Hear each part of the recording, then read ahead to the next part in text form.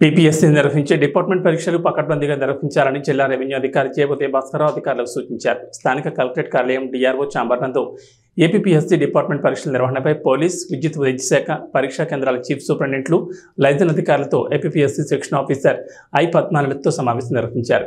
ఈ సందర్భంగా మాట్లాడుతూ ఏపీఎస్సీ నిర్వహించే డిపార్ట్మెంట్ పరీక్షలకు జిల్లాలో ఈ నెల 28, 30 తేదీల్లో జరగనున్న పరీక్షలకు 856 మంది అభ్యర్థులు 2 రోజుల పరీక్షలు రాయనున్నారని తెలిపారు. జిల్లాలోని భీమవరంలో డిఎన్ఆర్ కళాశాలలో ఇంజనీరింగ్ అండ్ టెక్నాలజీ అటానమస్ క్యాంపస్లలో, తాడేపల్లిగూడెంలో వాసవి ఇంజనీరింగ్ కళాశాలలో ఈ పరీక్షలు నిర్వహించడం జరుగుతుందని డిఆర్ఓ తెలిపారు. ఆబ్జెక్టివ్ టైప్ పరీక్షలు ఉదయం 10 గంటల నుంచి 12 గంటల వరకు, సాయంత్రం 3 గంటల నుండి 5 గంటల వరకు జరుగుతాయని, పరీక్షలు హాజరయ్యే అభ్యర్థులు పరీక్షా సమయం కంటే గంట ముందు కేంద్రాలకు రావాలని సూచించారు. పరీక్షలు రాసే అభ్యర్థులకు రవాణాకు ఇబ్బందులు కలగకుండా ఆర్టీసీ బస్సులు నడపాలని సూచించారు.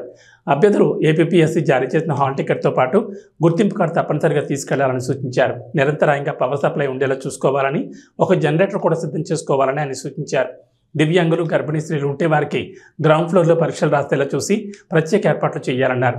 మొబైల్ ఫోన్లు, కాలిక్యులేటర్లు, ఐప్యాడ్, బ్లూటూత్, పేజర్ లేదా ఇంటరాక్ట్ ప్రోగ్రామింగ్ చేయగల ఇతర ఎలక్ట్రానిక్ పరికరాలను పరీక్షా కేంద్రానికి అనుమతి లేదని సంబంధిత అధికారులు చర్యలు తీసుకోవాలని సూచించారు. పరీక్షా కేంద్రాల్లో మౌలిక సదుపాయాలు కల్పించి వైద్య శిబిరాలు కూడా ఏర్పాటు చేయాలని డిఆర్ఓ జె ఉదయ భాస్కరరావు ఆదేశించారు.